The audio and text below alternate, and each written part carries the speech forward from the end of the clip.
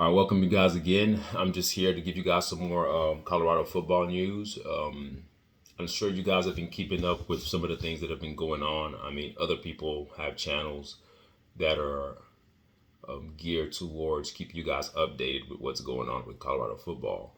But what I like to do is not just give you guys the factual content. I like to give you guys my personal opinions, and I like to give you guys my personal analysis of how I view things. And I try to sometimes prophetically, I guess you could say, prognosticate or put forth what I think may happen in the future based upon what I'm seeing.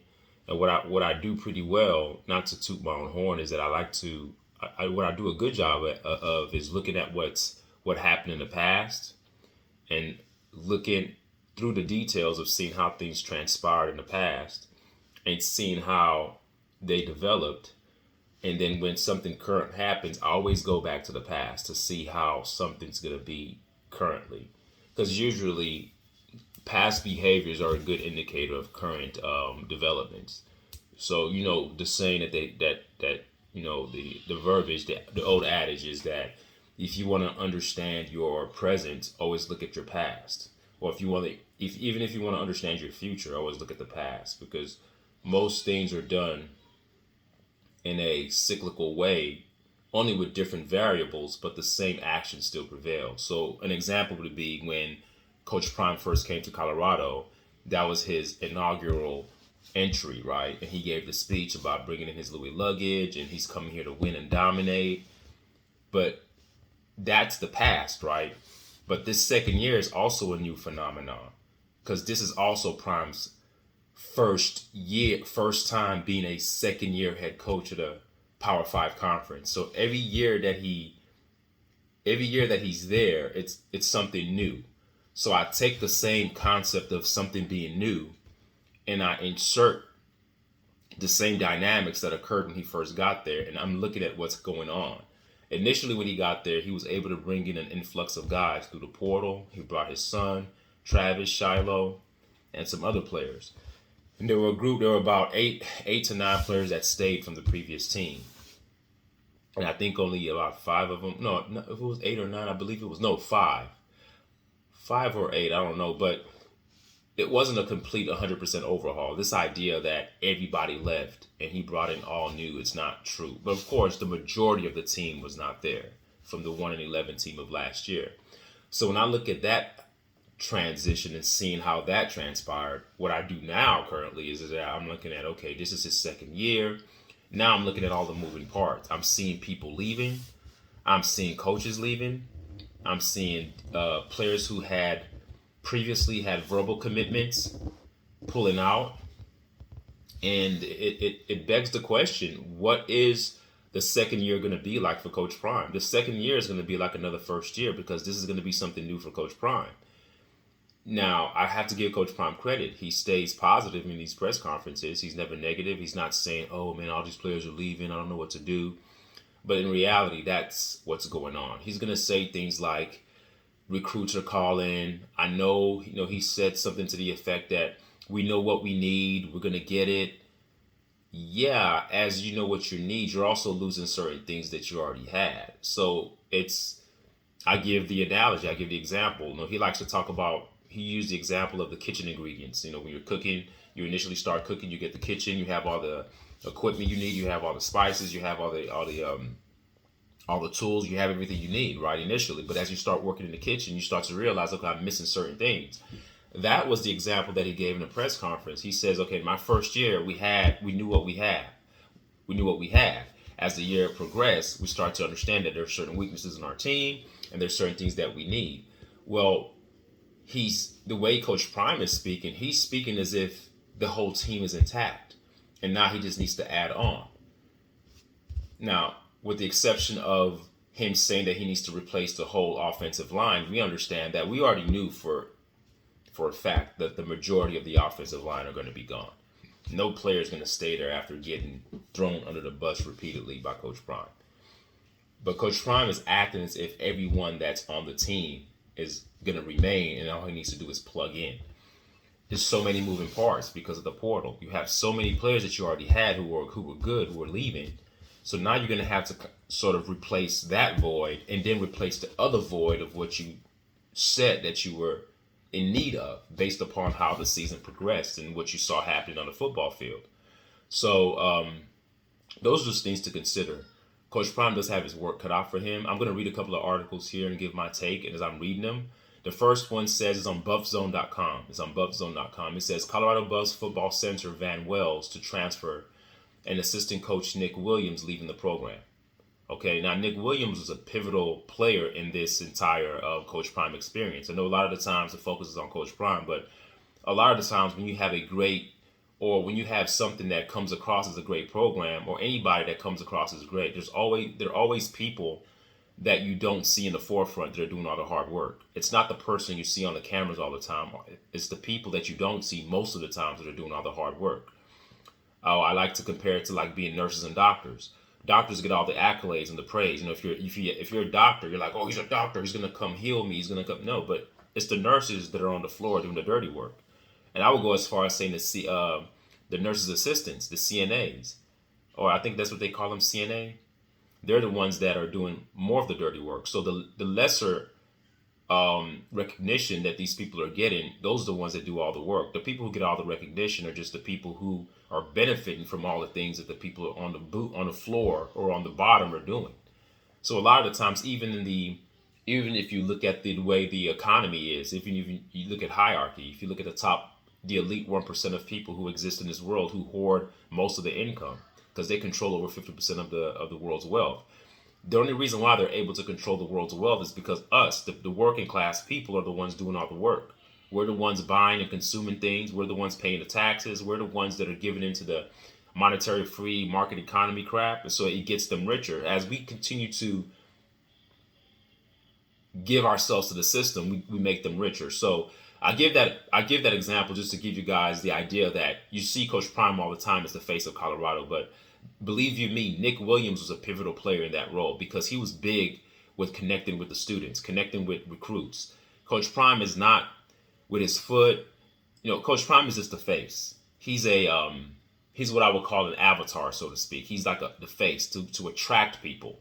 But then as the attraction occurs, there needs to be some legwork, some pillars on the ground to make sure that this thing is moving strong and steady. And Nick Williams was a pivotal player in that entire scenario.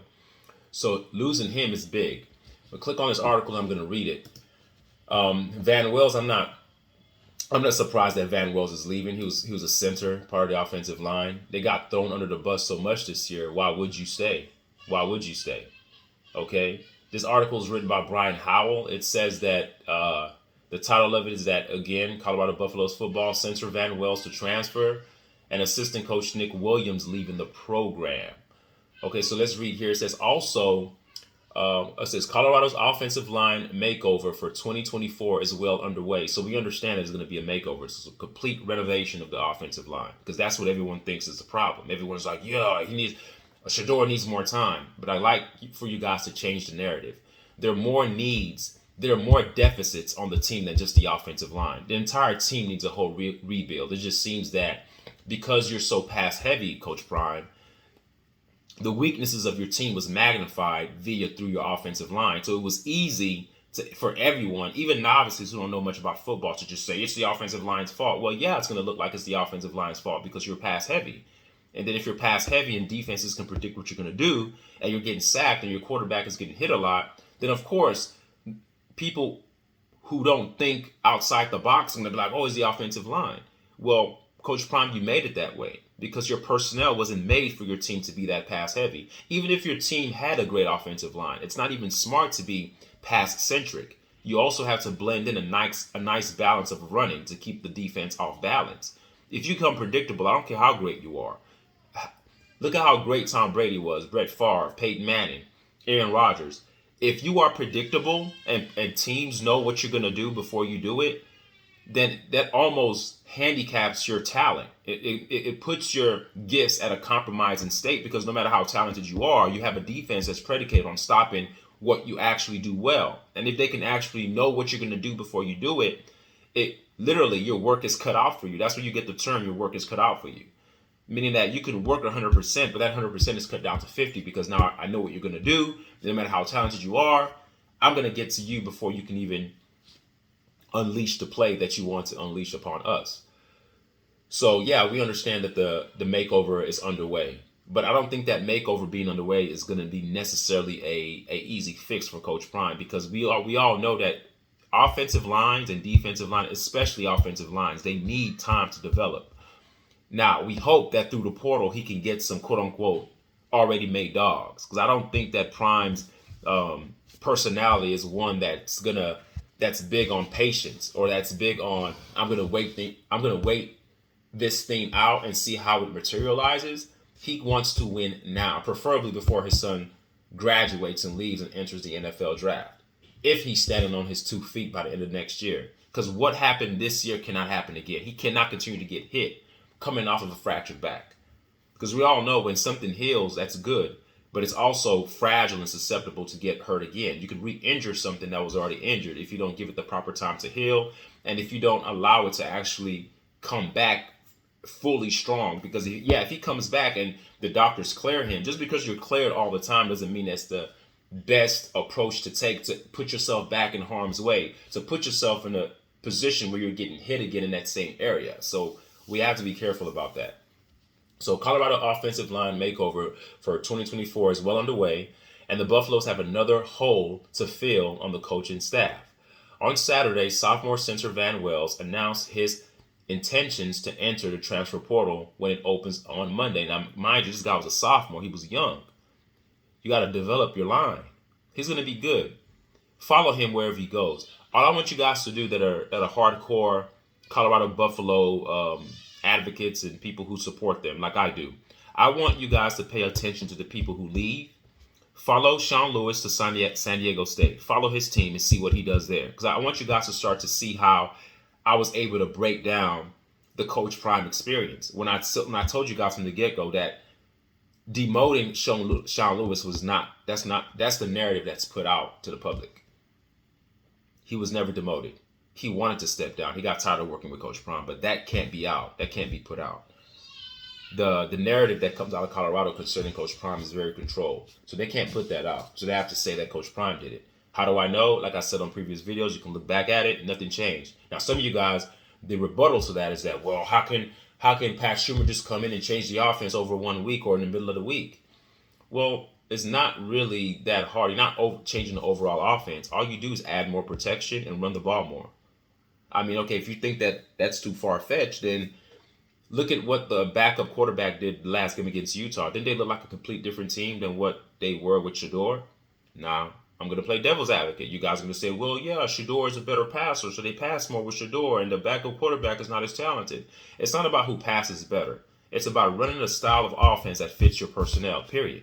It's not about stat padding. It's not about trying to make one person look good. Whenever you deviate from the team concept and you start to highlight one player to try to make them look good, you've totally lost the team. And that's what happened this year. That's why they had a precipitous fall downward.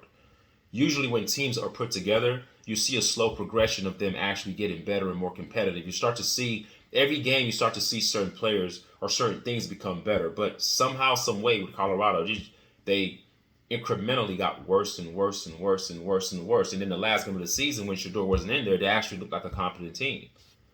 So you have to consider that. So Van Wells is only a sophomore. He still has 2 years of eligibility left. But if you want to get developed as an offensive lineman, don't go to Colorado. If you want to get developed as a running back, don't go to Colorado. If you are a great running back, 4- or 5-star running back from high school, don't go to Colorado. Because if you go there, you're not going to play as a running back. And if you do go there as an offensive lineman, thinking that you're going to have a coaching staff that's going to develop you and bring you on slowly, it's not going to happen, because they want people that are already made. And if you come there and you're wet behind the ears and you still have a lot of let's say you are a raw talent, but you still need some other parts of your offensive blocking schemes to be improved on, then you will get thrown under the bus if that golden boy called Shedeur gets hit. The coach is going to say it. I'm just curious to see what's going to happen next year and I hope this is not true. That's why I predicate the statement with the word if. I don't want to say when, because if I say when, it seems like I'm predicting that Shedeur is going to have a bad season next year. So let's say if. If Shador continues to take the same hits, I wonder what Coach Prime is going to say then. Who are you going to throw under the bus then? You got to be careful with how you do things. Okay? So he's a sophomore. Also, reading along the article, it says also Buff Zone confirmed through multiple sources that edge coach Nick Williams is leaving the program. According to a source, Williams is leaving the Buffs to join the staff at Syracuse. He's leaving to join the staff at Syracuse. Now, I don't know what position. I'll continue to read on. But Syracuse looks like it's a well-ran program. They may not be hyped up. They may not be getting all the attention like Colorado is getting. And that's the misnomer that social media or the mainstream media puts upon the minds of people. It impresses upon y'all, gives y'all this impression that everything in Colorado is being done right. No, most of the things in Colorado are being done wrong. This hip-hop venture and this cater to teenagers experiment with swag and apparel and allowing your team to be a reality show, so to speak, with well-off media. And again, kudos to those guys for doing what they do, to each its own. But traditionally, that's not the way football programs are ran. And I think, people say, well, Coach Prime is doing it his way. Well, it doesn't seem like his way is working. It's a reason why there's a traditional way to do things. It's a reason why they have something called traditional marriage. There's a reason why they have something called the nuclear family. There's a reason why certain things are traditional, because traditionally they've been proven to actually work. It's when you have newcomers who try to invoke a certain nuance towards something that's already solidified.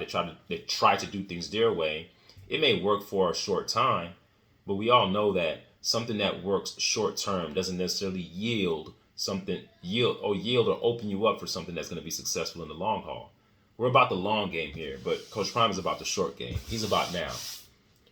So if you're about now, it's going to fizzle off quickly, which is why I don't believe he's going to be at Colorado long. So Williams, the coach Nick Williams, he is joining Syracuse. So follow him. So follow Sean Lewis at San Diego State. Follow Sean Lewis at Syracuse. Wells, the center, is the second starting offensive lineman to announce transfer intentions in the past 2 days, joining left tackle Gerald Christian Lichtenhan, if I'm saying that right. So you have players who played for you, Coach Prime, who've had an experience with blocking for your son. This was a good year for them to actually get the experience that they needed to be better next year. It's always good to keep who you have. This idea that I'm going to go ship people off and get new ones, well, you're getting your wish. You're not kicking these guys off. These guys worn out. And I know what you guys are going to say. Other programs have people leave, and these guys probably not fit for Coach Prime. That's great. Let's see who they bring in. Let's see if it's going to be a quick fix, like as you guys think. You don't think that Coach Prime was thinking about the offensive line when he first came to Colorado? You don't think he was considering that? You think he just put a bunch of guys together and just block for my son? He's always had his son at the forefront. His son was the main Louis luggage carrier. He was a main Louis luggage bag. So with that said, hold on for a second.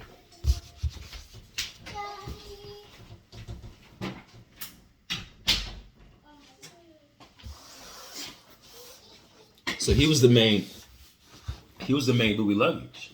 So he always had it in his mind to make sure that his son was protected. It just, when you became too predictable, then your son was not protected. So let's hope that humility sets in for Coach Prime this year, that he actually runs a competent offense next year.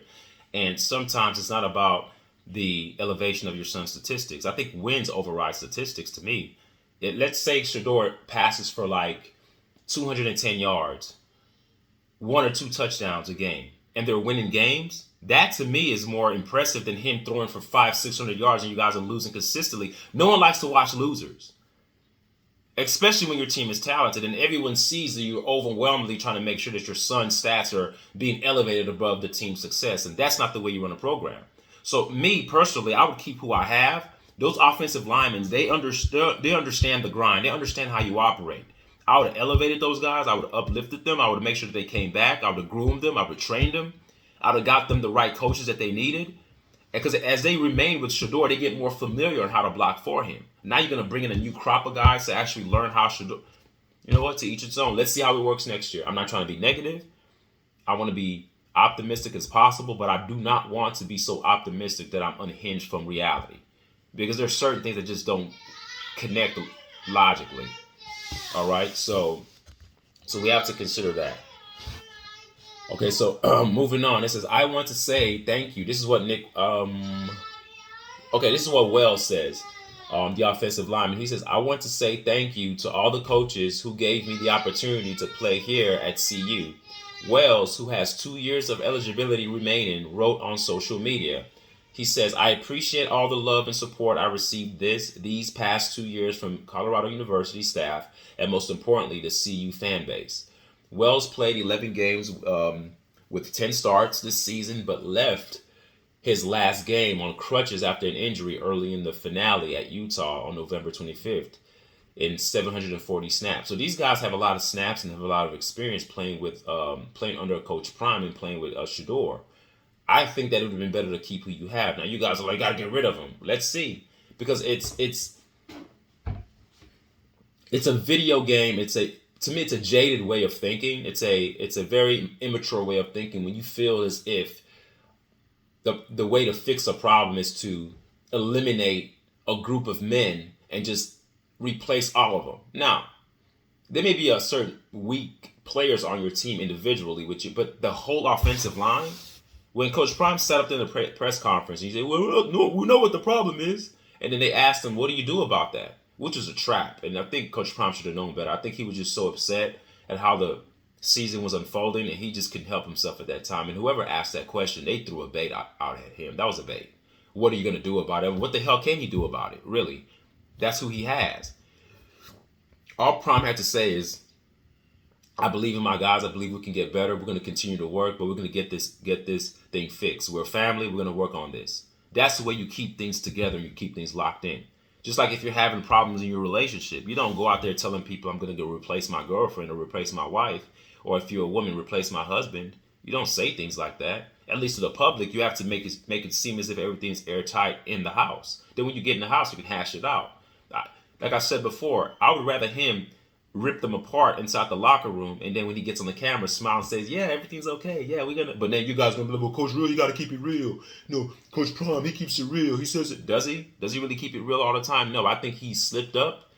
His emotions got the best of him, and if he had a chance to rewind, go back in time, he would not say replace them. That's not what you say. That's not something that you say as a head coach of young men that haven't even gotten the ability to have their brains fully developed. You don't tell young men that. That drives them away. As adults, we can probably compartmentalize that. If somebody says that about you, if someone says they're going to replace you, you can kind of compartmentalize because we are adults. We have a way to harmonize the conflicts in our lives. These men, no matter how big they are, they're still young men. Especially men. Our brain, scientifically, you can look this up. This is not me pulling this out of my butthole. You can look at the facts and look at the scientific experiments and scientific data and the scientific articles. The male brain isn't fully developed in terms of the frontal lobe till about you're almost 30 years old. Like realistically. And these men are like 18, 19, 20, 21 years old. Like you don't say that on national television. That breaks their hearts. You guys may not think it's a big deal, but it's a big deal to them. And I don't think Coach Prime should have said that.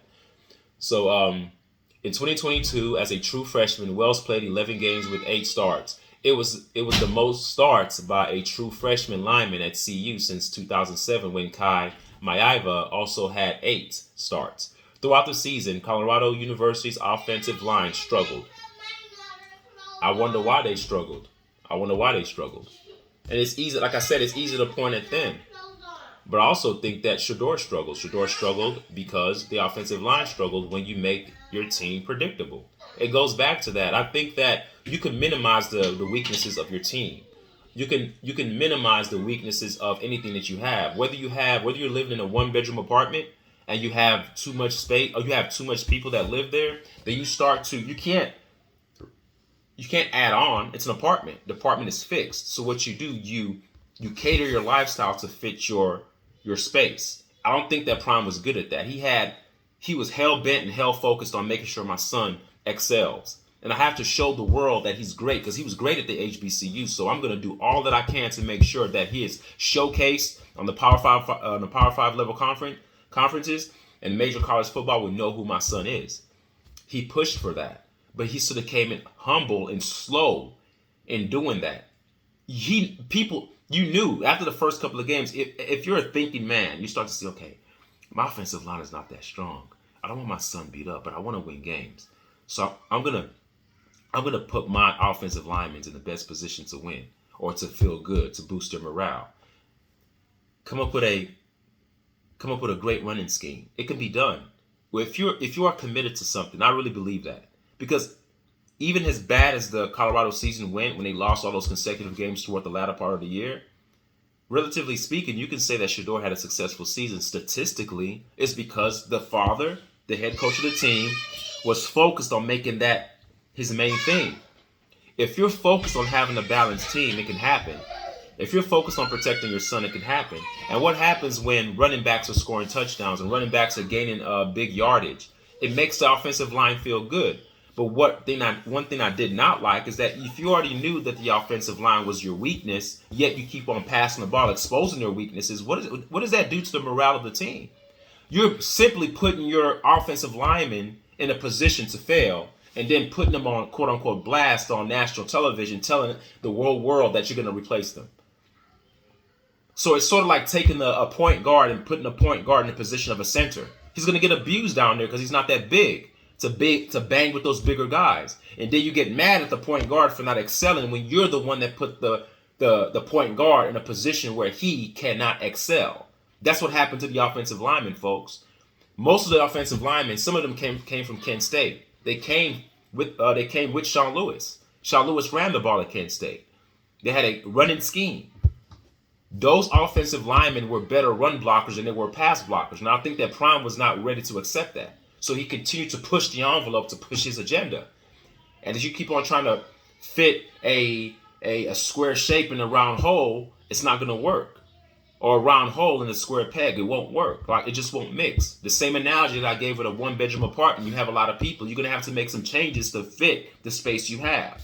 You make changes to fit your personnel. You don't force your personnel to fit your agenda. That's an ass-backwards way of thinking. It's inverted. And that's what happened to Colorado football this year.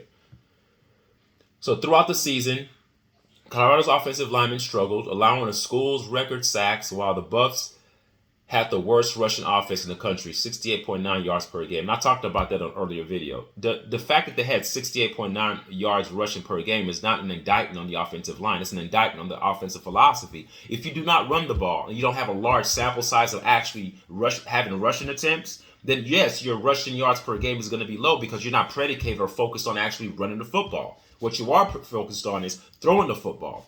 And most of those running plays or most of those running yards came through Shedeur scrambling. I don't count those as true traditional running plays. Now, if it's an RPO and he ran it, I get it. But some of those runs were just him escaping the pocket and running for like 15, 16, 17 yards. And they would add that on to the yards per game. So that 68.9 yards per game is very, very misleading. It should be much less than that. That's to let you know how decommitted Colorado football was to the run. They did not run, and they had reputable running backs. Every running back on the team was good enough to actually play and run. But hey, they didn't use them. And then when Kavosiey Smoke makes the selfish statement, we're all scratching our head like, who is he talking about? What player? No, he's not talking about specific players. Nobody on that team is selfish except the main ones that came there with the NIL deals, the one that have the social media stuff going on, the ones that are linked to that media, to that promotional team that Michael Strahan works with. I forgot the lady's name, but it's a media company. You guys should leave a comment and remind me what that name is. Is that I forgot the name of it. I know Michael Strahan is our co-founder of it. Those are the people that are selfish. The selfishness of the coach trying to push the agenda for his son. Following a 28-16 loss to UCLA on October 28th, when the Buffs gave up 7 sacks and had just 25 rushing yards, and that's alarming. If your quarterback is getting sacked that much and you only have 25 rushing yards, that's an indictment on the coaching or coaching philosophy.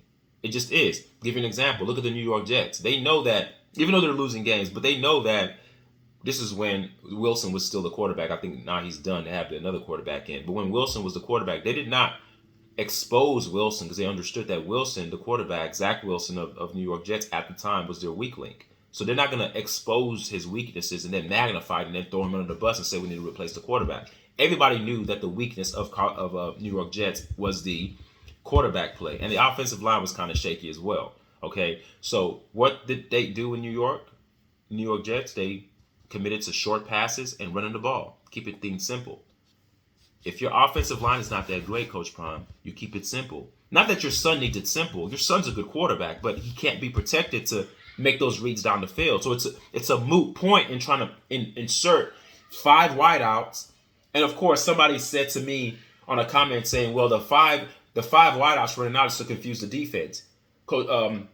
Shador knows exactly where he wants to go. That's great. But what if he knows where he wants to go and that's stopped? He still has to make it. He still has to read down his progressions. He has 5 options he can go to. Even though he knows where he wants to go, he still has 5 options that he can actually use if needed. If his primary option is open, then of course you go with your primary option. But you know what? You need time for that to happen. You need time for the first option. You need time for the second, third, fourth, and fifth options.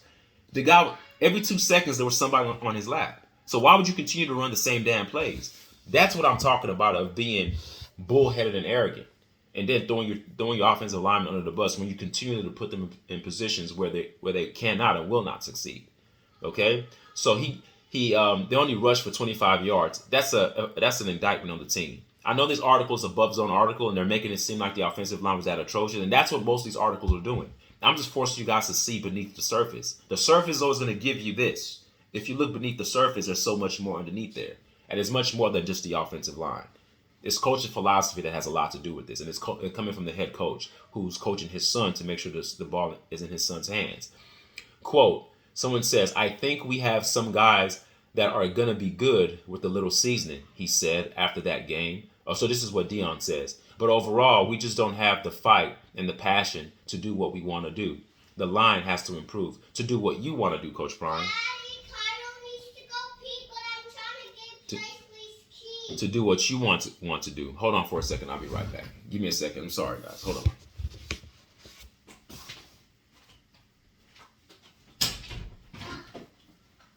Daddy, what are you doing?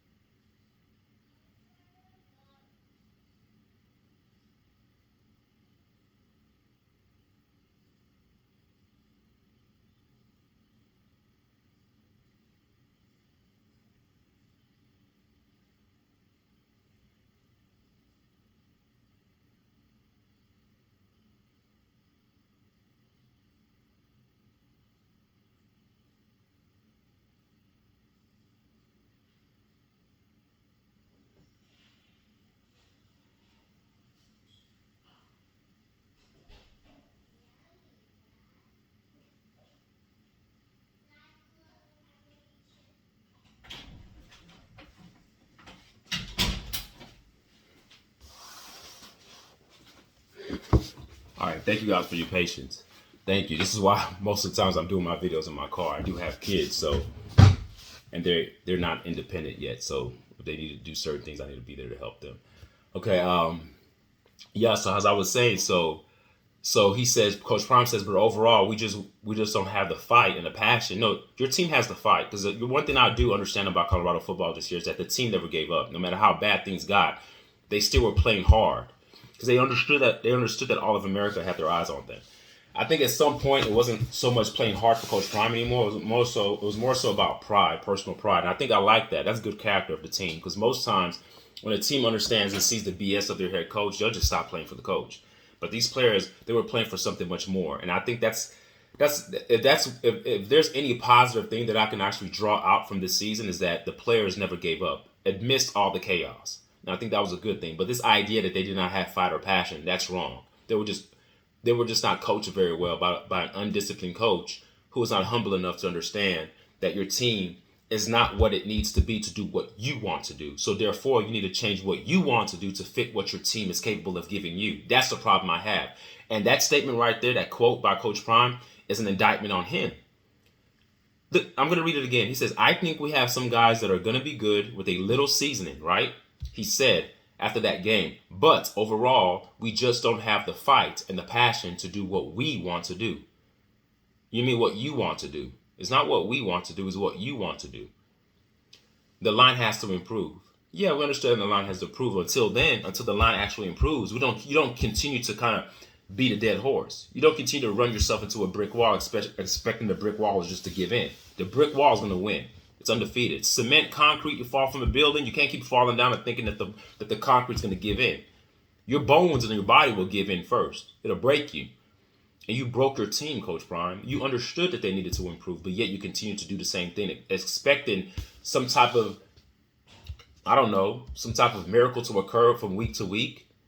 No, you got exposed, and defenses start to see what you guys were about. Got shredded.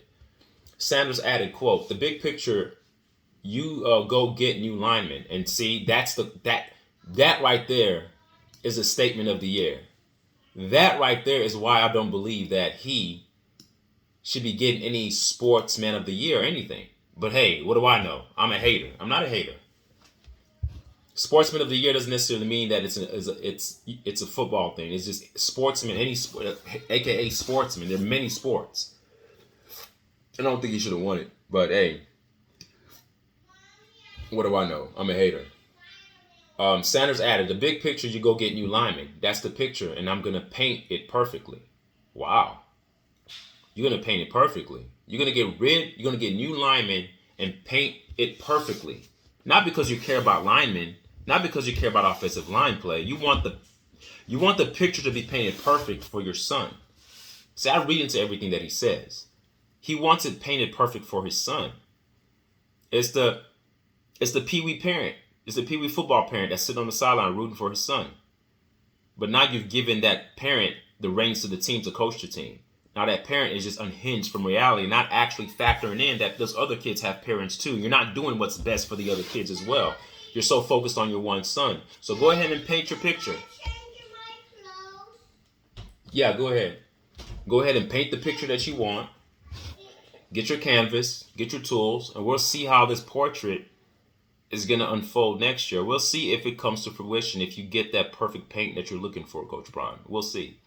So it says, now there's no question the Buffs will have a much different line than this past season. And we'll see if that different line is going to be the same. So that lets me know that he still is gung-ho. When I say he, I mean Coach Prime is still predicated on having a pass-centric offense because he's still heavy on this idea that I need better linemen. So I need better linemen to continue to pass with my son to pad his stats to make sure that he gets into the NFL, gets to be a first-round pick, and possibly wins the Heisman next year because we all know that Caleb Williams has a strong chance that he's leaving. I think Penix, the quarterback for Washington, is leaving too. I know the quarterback for North Carolina is leaving.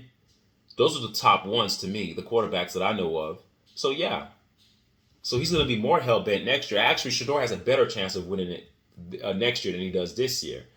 So Coach Prime knows that. So he's going to do everything in his power to make sure that offensive line is geared towards making sure his son's stats are actually elevated to the point where he can actually be in talk for the Heisman Trophy.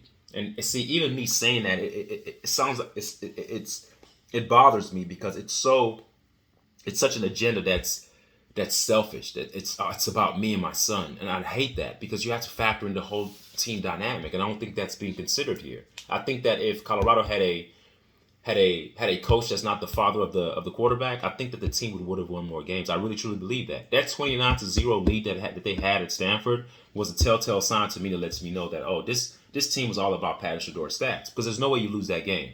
Do you know you're in control. All you need to do is run the ball, kill clock. That's it. They came out passing as if they were the ones that were down 29 points. And then you continued to give possessions to Stanford, and they came back and won. Starting guard London Beebe has exhausted his eligibility while Christian Littlehan and Wells are now on the move. So, okay, so they're on the move. So that leaves guard Jack Bailey and tackle Savion Washington left as far as starters go. And those guys are going to be leaving too. They're just there right now. They're probably talking it over with their families and thinking about what they should do. Both of them transferred to CU from Kent State. And those are the two that I'm talking about that came from Kent State when I said they came with Sean Lewis to follow offensive coordinator Sean Lewis and line coach Billy O'Boyle. So these guys are better run blockers, but you would never know that because they never used the run. That's what I mean. You have to you get your personnel and you run offenses that accentuates their strengths. You don't predicate your offense on things that they're weak at. That's only going to magnify their weakness. You don't do that. Earlier this week, Sean Lewis took the head coaching job at San Diego State, and it's unlikely O'Boyle will return. So he's going to leave. He may go to San Diego State with Sean Lewis. That's what it seems like is going to happen. With that, it's unclear if Bailey and or Washington will return to CU. For now, there have been no reports of O'Boyle's departure, but Williams is the third coach confirmed to be leaving the Buffs. In addition to Lewis, tight ends coach Tim Brewster resigned last Sunday and joined the staff at Charlotte. And I know you guys are going to say, well, this is normal for every team. Not really. Not when a first-year coach comes in and he's coming in with a whirlwind of hype behind him. He's bringing his Louis luggage. Mainstream media is all over the team. The team is being followed, and even if mainstream media doesn't follow them, well-off media does a good job of putting out information about them. The main players have their own social media stuff that they do, and I mean, they're not lacking for any lack of attention here. They're getting it. They're getting it full force. And I think that it's just too much change going on. This is why I said on my previous videos, I said that his second year is going to be more like a first-year coach.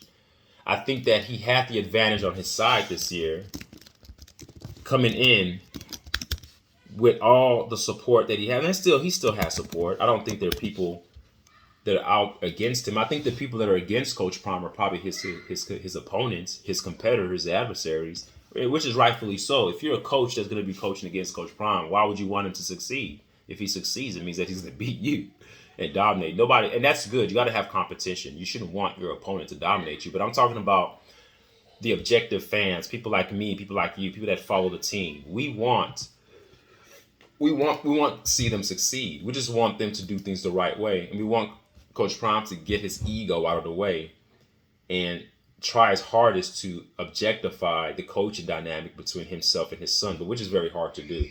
He's been coaching him since he was a little kid. You can't just disconnect that overnight. But hey, if he doesn't disconnect it, the universe will. And then when the universe does it, it doesn't really do it in a way that you're ready for. In other words, the universe is undefeated. When it speaks very loud. All right, so Williams, 33, that's Nick Williams, at 33 years old, was one of Colorado University's best recruiters and highly regarded young coach in the profession. Remember, I told you, everyone's saying that Coach Prime is recruiting. No, Nick Williams was a huge factor in his recruiting. And Williams is the third coach confirmed to be leaving the Buffs. Williams brought energy and intensity to the field and the recruiting trail for the Buffs. Earlier this week, Syracuse hired Georgia defensive backs coach Fran Brown as head coach, and Williams will head east to join his friend. Williams spent the previous 2 seasons as the analyst at Texas A&M prior to that. He worked for 3 years at Georgia, his alma mater. On Saturday night, Williams posted a thank you message to Coach Prime, and this is what he says. He says, quote, "Thank you for your unwavering guidance and support during my journey with Colorado football." He wrote, "You have selflessly dedicated a significant portion of your life to helping athletes and coaches such as myself. I sincerely appreciate all the time and effort you have put into me and my career. I am forever grateful for all the advice and endless encouragement you have given me. Your direction and wisdom has made me a better coach and better man. I don't think I can ever thank you enough." So that's good. That's good. And I don't doubt that Coach Prime did that for him. There are good things about Coach Prime. I just believe that the the coaching dynamic between he and his son is clouding his sense. It's clouding his sense, and I think that it's playing a major part in how the team is playing. But I think that the coach Nick Williams leaving, he's going to be better for leaving Coach Prime. This is why I say this. A lot of the times when we work under leaders, we take the good that we see in them and we leave off the bad that we see. Coach Prime is not perfect, and no coach is perfect. But I'm sure there's certain things that Nick Williams saw the way, because you got to understand he played at Georgia, his alma mater. He's been around. He's went to A&M, so he's seen locker rooms. He's seen how other programs operate, and I think that collectively, his entire experience in all those spots that he's been at, I think he's taken pieces. He's taken little nuggets here and there. He's gonna make his own personal collage and create his own portrait, his own painting of something that's perfect. And I think that he's taken a lot from Coach Prime in terms of the good things he's seen, but he's also going to shave off all the bad things that he's seen. He's going to become a good coach. I really believe so. I believe that, follow him. Nick Williams one day will be a good coach. He's going to be a good recruit because he's been under a great recruiter in Coach Prime in terms of his magneticism. And remember, they said that the success of the recruiting process with Coach Prime was predicated on what Nick Williams was doing. So he's the unsung hero in all of this. And you guys aren't really paying attention to that because everything's about Deion Sanders and Coach Prime and Shador. So follow Nick Williams. I think he's going to be doing great things in the future. Follow him. So that's what I have today, guys, of what's recently going on. I'm sure if you guys do your research and look on YouTube and look at other YouTube videos, you're going to see that there are other players that might be leaving as well. Any news that I get, I'm going to share it with you guys. I'm sure it's not news to you guys. I'm sure you guys are getting this information from other places, but it's also good to get different perspectives if you are following this. I follow other people too about what they say, but I tend to have my own take on things, and I don't like repeating what other people say in it because I think other people are being more optimistic. I'm being realistic. And my realism tends to come across as I'm being negative. People say, oh, you're so negative all the time. Well, I'm not being negative. I'm just telling you guys what I see. Just that my opinions and my thoughts may be different from yours, but I don't come here saying, what can I say to be negative? I want them to succeed. I want the talent of the team to be shown. I want them, but with all the players that are leaving and people decommitting, I don't know how you can just overhaul and replace all the deficits in one sitting. See, the 1-11 team that was there last year, that was the work that Prime did to overhaul the team, right? To change every position, to change the majority of the positions. And he did that. But then it seems like he's taking a step backwards with all that's going on, that's transpiring with the decommitments and coaches leaving. It's too much changes. So I think that this second year is going to be like a first year again because you have new coaches being plugged in. You have new players coming in. So there's no stability in a program. When you build a program, when you think of a program, it's something that's systemically built. You don't build a program by just launching it with so many moving parts. It's sort of like in any industry. When you have a revolving door and you have so much turnaround, it's hard to build a sustainable system because you have so many moving parts. Now, it's okay to have moving parts, but when you have too much moving parts when you're first starting, it's hard. At least 3 to 5 years and then have moving parts in terms of coaches. But the way people are moving around this first year, it seems like Coach Prime has been there for 3-4 years. He just got there last year. And the people you brought with you are all just leaving? That's a concern to me. It's not just the offensive line that's being overhauled. And this is early. We are still in early December. And as the days and the weeks roll by, you're going to start hearing more things about players leaving. And we just hope that the players that are coming in are just as talented as the players that are leaving. Because I really feel like Colorado, they were talented this year. Talented enough to win more than 4 games. Talented enough not to lose out their 8 to 9 games of the latter part of the season. I think they were better than that. A lot of their losses was brought on by coaching arrogance, coaching egotism, and coaching stubbornness. That's what that was. And I don't believe that you can throw players under the bus and have them play hard for you. They still may play, but they're not going to run through a wall for you. So you're talking about your offensive linemen losing passion. Well, before you start indicting people of losing anything, Coach Prime, you got to look at yourself in the mirror and ask yourself, what am I doing? What am I saying? And how am I carrying this team? Am I looking out for the best interest of the entire team, or am I looking out for the best interest of my son or my 3 sons? And that's a question that he has to ask himself. All right. Thank you guys for listening. Thank you guys for your patience. I know I had to leave a couple of times because I had to deal with certain things. And just leave a comment and tell me what you think. And I'll stay tuned with what's going on and give you guys my take every time I get information. All right. Thank you guys. All right.